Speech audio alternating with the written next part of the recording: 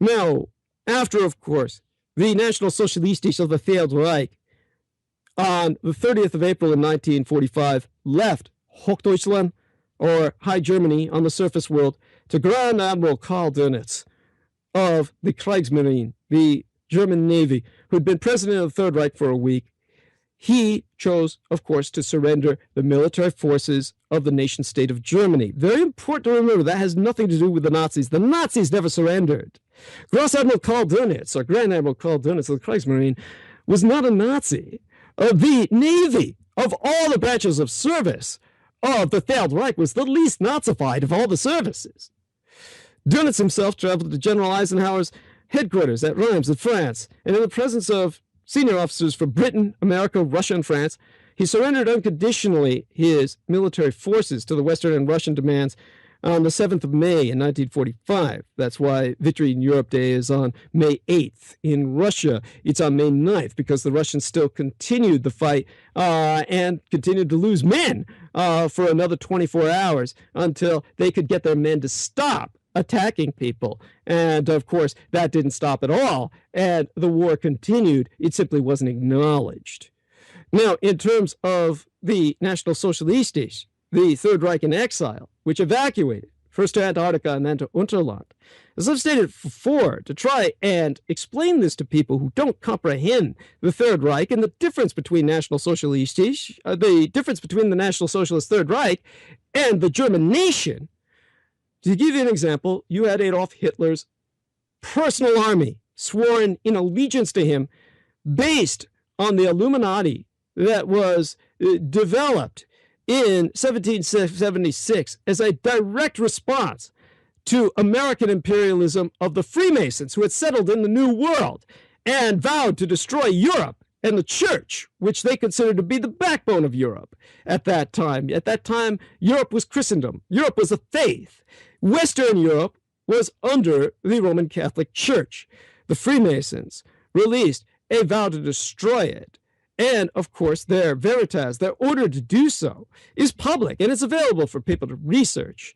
In response to that, a free agent by the name of Adam Weishaupt developed the Bavarian Illuminati, which he later, of course, he merged with the Roman Catholic Church, which is why Adolf Hitler's Schutzstaffel, underneath the advisement of the Bavarian Illuminati, was directly modeled in terms of its hierarchy on the Jesuits of the Roman Catholic Church.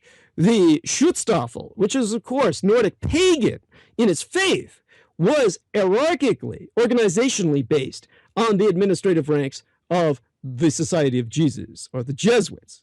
And, of course, they were dedicated to the salvation, the defense of Europe from the American Freemasons. And, of course, when you consider the SS as a military force, you are looking at a force that, as I said, was more than elite, beyond elite, one of the foremost fighting forces in human history. And its elitism was based, of course, on a sense of personal exceptionalism with racially separate units, separate but equal, inclusive of Muslims, inclusive of Asians, inclusive of Nordic Aryans, all fighting side by side as racially segregated units. And, of course, this made them immune to the kind of subversion that has happened in the United States based on its polyglot multiculturalism. It made them impossible to infiltrate. And as a result, they were the biggest threat in human history to the Americans and their Masonic plans for a new world order. Where the term came from was the Americans, first used by Woodrow Wilson in World War I, when he killed 100 million people worldwide by unleashing the American Army flu, the so-called Spanish flu, which ultimately left a desert that the Allies called peace, into which the National Socialists and the Fascisti emerged to clean up Europe, where much of the population had died from plague, and that's why they brought back the Adlocutio, the Roman salute, what you Americans know as the Heil Hitler, to prevent people from shaking hands and spreading disease, based and inspired on the Asian bow, by which Asians prevent the spread of disease, as opposed to pressing the flesh and shaking hands. So when you take a look at the elitism of the National Socialists, at any given time in the 12-year history of the Third Reich on the surface world, as a government in power, a state in power, you had, of course, only 10% of the German population belonging to the Nazi Party, the National Socialists, the NSDAP, the National Sozialistische Deutsche Arbeiterpartei, or the National Socialist German Workers' Party. And of that 10%, you had the SS, 10% of the Nazi Party. And of the Schutzstaffel, the security services, you had only 10% that were Waffen-SS or weaponized SS. SS with tanks, firearms, and, of course, planes. Most people are unaware of this, and their own parachute battalions. And, of course, of that, only 10% were Totenkopfverbände or SSTV, Schutzstaffel, Totenkopfverbände, or the concentration camp guards, the men who actually killed the women and children in race war and took their bodies and incinerated them in ovens, which was, of course, part of the processing of their ash into diamonds, which were used to fund the National Socialistische exodus into Antarctica and ultimately Unterland. And of those, only 10% were the infamous Nazi doctors, portrayed, of course, by the boss villain in Call of Duty, who is rightfully portrayed as both a National Socialistische Party member, a member of the SS, and an MD who's also a Bavarian Illuminati. So, all of this shows you that when people think of Dr. Josef Mengele and the archetypal Nazi doctor, they're thinking of 10% of 10% of 10% of 10% of 10% of the German population. And the SS, as a military force, did not fight for Germany. They fought for the Nordic Aryan race. Theirs was a race war. And as a race war, it was fought to protect and defend the genetic heritage of Aryan man, or the genetic heritage of any racial unit linked with the SS in their supranational army. So this army was not fighting for the nation-state of Germany. The nation-state of Germany had its own armed forces, known as the Wehrmacht collectively, comprised of the Luftwaffe, the most Nazified of all the German services, the Air Force, and the Kriegsmarine, the least Nazified of all the German services, the War Navy, and, of course, the Lande, or the land forces of the Wehrmacht. And by the end of World War II, Adolf Hitler had the largest army in the world.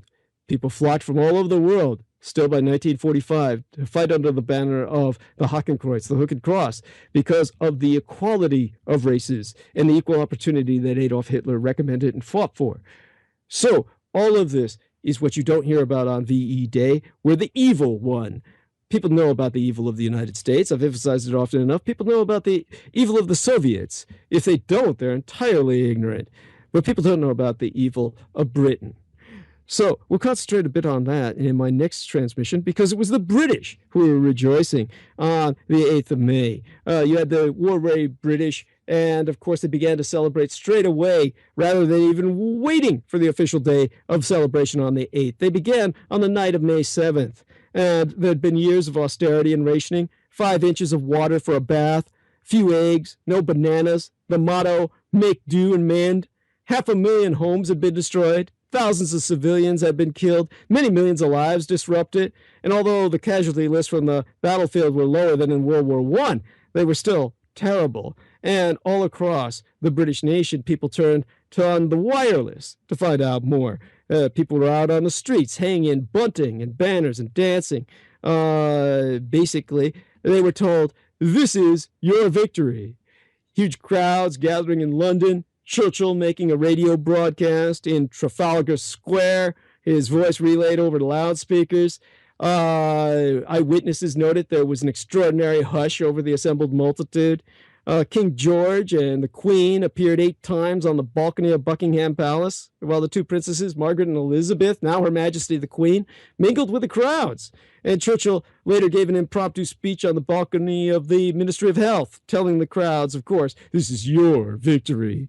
And, of course, all over the country, people were holding fancy dress parades for children, getting drunk, singing and dancing, going to church and thanking God for their victory.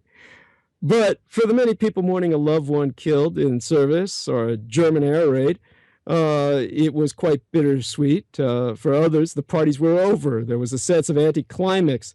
And many found that they'd lost a sense of any purpose in their lives, a feeling exacerbated by all the austerity that was still to come. The war was supposedly won, but the peace, of course, was not at all easy. You had the end of an era. VE Day was supposed to draw a line under the past. And, of course, the defeat of Churchill in the general elections by July of 1945, that year, would signal a new beginning away from his bigoted, teutophobic, and racist tyranny until he was reelected again sometime later, because Britain realized it was still at war, particularly with Japan. And, of course, that so-called victory in Japan on August 15th, compared to VE Day, was a subdued affair.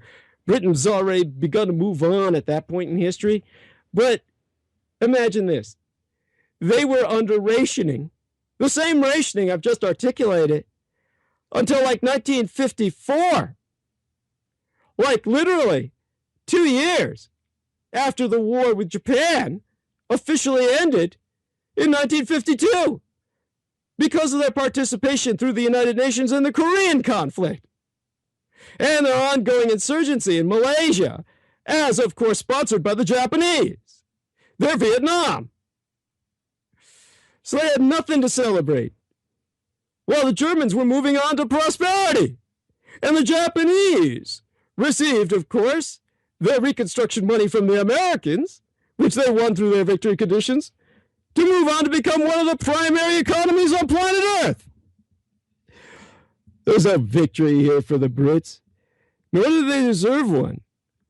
In between his terms, the election of 1945, it began, if I remember correctly, on the 5th of July, and all the veterans were overseas still fighting the Japanese, and they were moving more out of Europe to do so. And, of course, they shipped in their votes for the final count. By the time they got back to England, it was the 26th of July, and Churchill was voted out of office in a landslide before World War II even ended, before the atomic bombs were even dropped. Defeated by a landslide by Clement Attlee's Labour Party. Because the public was sick of Winston Churchill's war.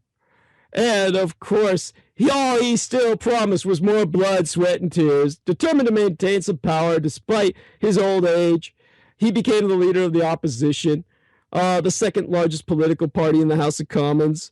He was treated as an alternative prime minister. During those 6 years, over half a decade, Churchill remained indelved in foreign affairs, even addressed a rising concern known as the Iron Curtain by ripping off a speech from Reich's propaganda minister, Dr. Paul Joseph Goebbels, who originally used that term, stating that an Iron Curtain would fall across Europe as the National Socialistisch and the Nordic Aryan race that they could take with them evacuated to the White Continent device and then into Unterland. During one of his trips to the United States, Churchill gave another speech on the issue of this Iron Curtain and, of course, fought for independence from the alleged Franco-German European Coal and Steel Community, which was an international organization that was made to unify European countries. He called it the Frankenreich. And, of course, Winston Churchill was ultimately reelected because the war with Japan was still on until 1952. He became prime minister again in 1951, and Great Britain was on the decline along with its military and imperial power. Much of Churchill's last term as prime minister was overshadowed by foreign policy crises. Churchill's responses to the declining power of Britain were mainly only with that of direct action. That's all he knew. While demonstrating this direct action, Churchill sent a group of troops to Kenya to fight in the Mau Mau Rebellion, which was a military conflict from 1952 to 1960. He also used direct military action soon after Malaya, when some rebellious Malayans went against British rule, started the Malayan Emergency with Japanese sponsorship, wearing Japanese uniforms and firing Japanese weapons under Japanese officers. The British stopped the rebellion, or so they claimed, by using military force on those who rebelled, supposedly befriending those who sided with Britain. And despite these attempts to hold on to imperialistic power, the British were only slowly losing power. Even the special relationship between Britain and the United States wasn't as strong, since Eisenhower was now in power and Churchill was not fond of him at all. Churchill's run as prime minister came to an end in 1955 when he resigned after he had a small stroke followed by a larger stroke that affected his speech and walk and therefore his ability to lead as prime minister. And that brings us to Britain's denial of its Holocaust. Why do so few people, especially the British themselves, know about the atrocities of British Empire? Why is the Third Reich considered more evil than the British Empire? You have no idea what the British did to the native population of their colonies. I might spend an entire transmission going over it this Saturday, depending on what happens before then. At its height, the British Empire was the largest to have ever existed. Aside from covering most of the globe, it was responsible for some of the greatest advances, some would claim, in engineering, art, medicine, the world was ever supposed to know. Steam engines, penicillin, radar, even to an extent, television developed in their area, though that was actually invented by the Third Reich. But life under the British wasn't incredible inventions. You had, of course, stuff so evil that it borders on the atrocities committed at the Presidium military base or at West Point. If you read the reports of the trial of the Turkish novelist Orhan Pamuk, you get struck by two things. And that comes to my mind because the American military is trying to gear up for war with communist China and Turkey because of collisions with the Turkish forces in Syria. And Turkey put this Turkish novelist, Orhan Pamuk, on trial, and it makes you realize the anachronistic brutality of their country's laws, because Mr. Pamuk, like scores of other writers and journalists, is being prosecuted for denigrating Turkishness, which means he dared to mention the Armenian genocide in the First World War and the killing of the Kurds over the past decade. And the second thing I notice is the staggering, blithering stupidity of the Turkish administration. If there's one course of action which could be calculated to turn these massacres into live issues, it's the trial of the country's foremost novelist for mentioning them.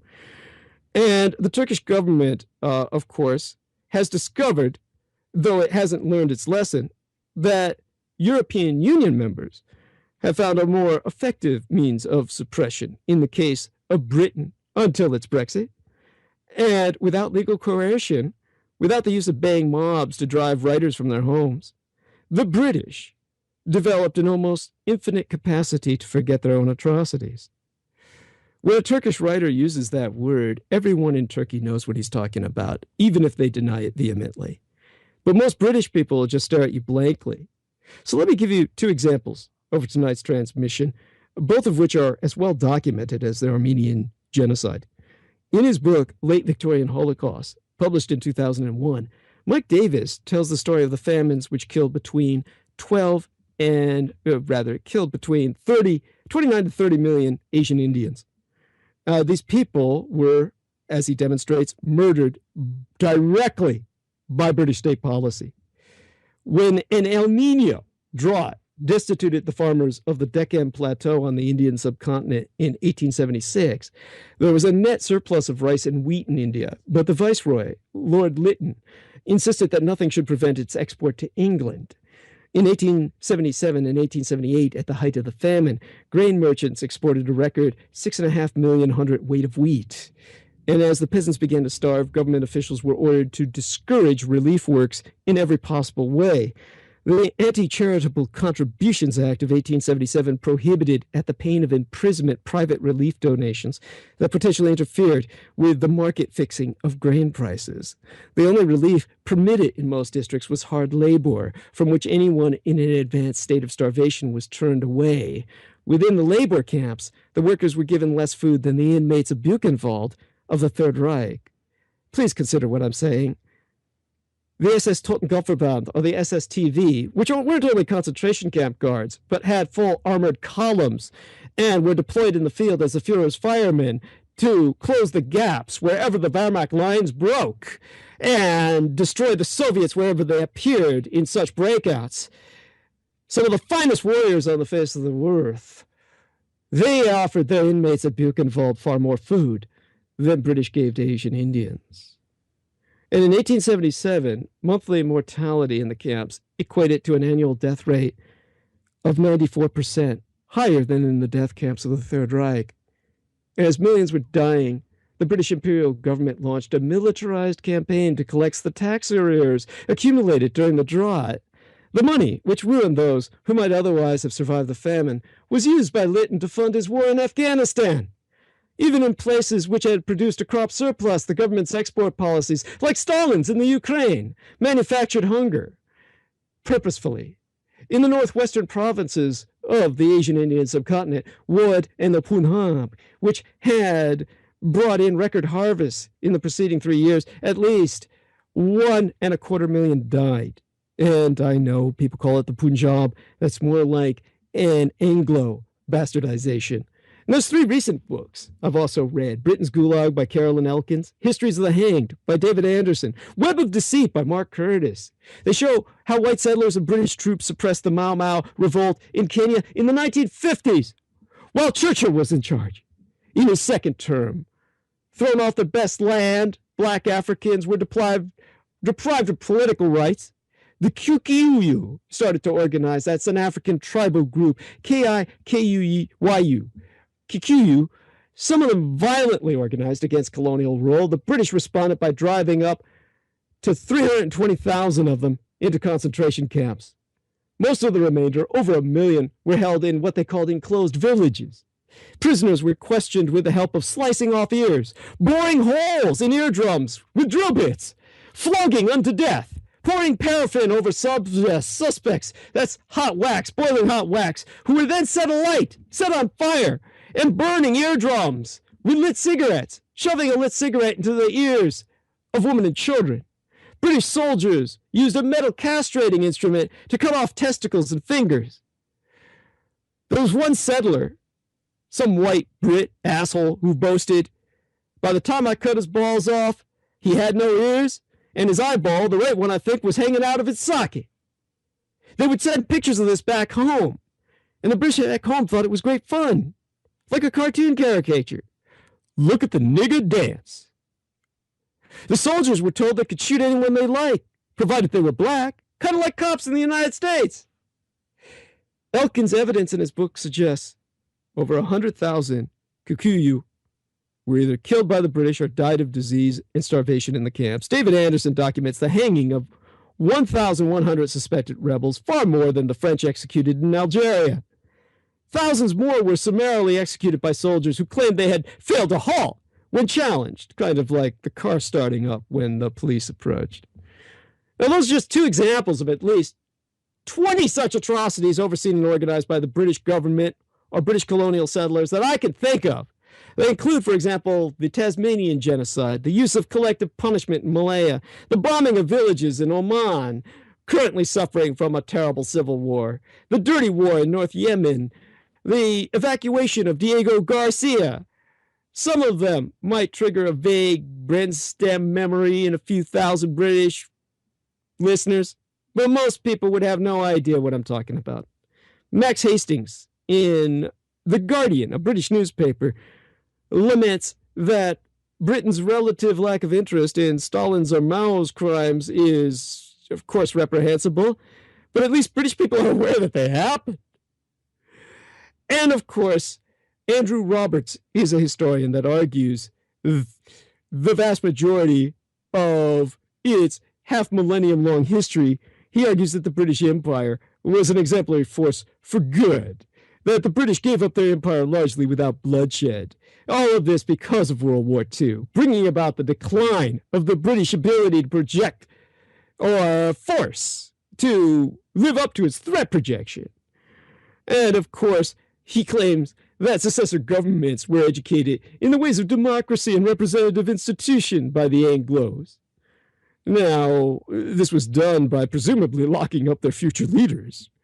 And, of course, this asshole, Andrew Roberts, has insisted that the British Empire delivered astonishing growth rates, at least in those places fortunate enough to be colored pink on the globe under British Imperial Red. Now, you compare this to Mike Davis's central finding that there was no increase in India's per capita income from 1757 to 1947. Not by a single point or iota. Or to the Asian Indian scholar, Prasannan Parthasarathi, I believe his name is. And I believe his surname spelled Parthasarathi. Parthasarathi has demonstrated that South Indian laborers had higher earnings than their British counterparts in the 18th century, lived lives of greater financial security till the Brits showed up. And, of course, you've got assholes like John Keegan, a historical revisionist no better than David Irving, says that the empire became in its last years highly benevolent and moralistic, that the Victorians set out to bring civilization and good government to the colonies, and left when they were no longer welcome. In almost every country once colored red on the map, they stuck to their resolve. Now, of course, you've got this rightly sacred Holocaust in European history. That doesn't mean all the others can be ignored, denied, or belittled. The dominant system of thought in Britain promotes one key concept that underpins everything else: the idea of Britain's basic benevolence. Criticism of foreign policies is possible, normal, but within narrow limits, which show exceptions to or mistakes in promoting the basic rule of benevolence. And, of course, this is an idea that is the true sense of British cultural identity, which we all have to lament, no matter what nationality we are. No judge or censor is required to enforce it. The men who own the papers simply commission the stories they want to read. So you've got Turkey, of course. The trial of Orhan Pamuk cost them European Union accession, amongst so many other things, like murdering so many Kurds and military intervention in Syria. Anything you could think of, the Turks have been out-and-out bastards.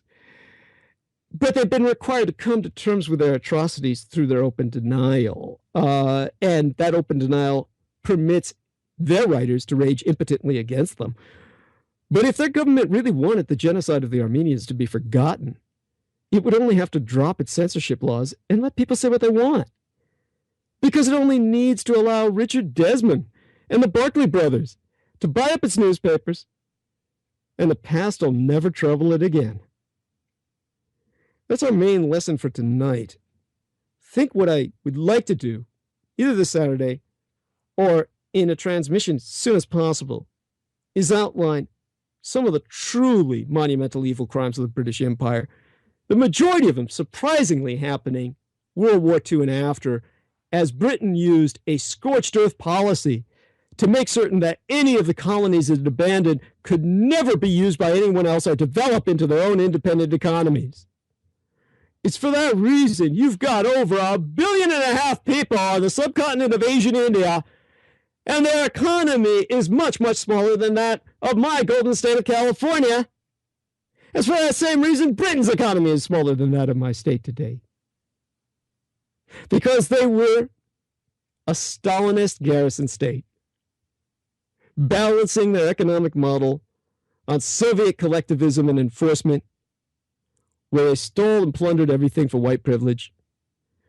The Americans are doing that now with the black communities in their United States and with the Asian community by denying it its rightful leadership position as your master class. Because if they got away with racial quotas against Asians and Asian Pacific Islander Americans in places like Harvard or these other areas, then the Asians would dominate the student body nearly 100%, which is as it should be on the basis of meritocracy. So for that reason, while I talk about Article 9 and, of course, affirmative action, it's not something to deconstruct. What we need to deconstruct is, of course, reverse discrimination, not against the whites who live lives of privilege so pervasive they think they've got it bad, but against my people, the Asian Pacific Islander Americans, who should be the class running your empire, as the Jews, like Disraeli, were running the British Empire.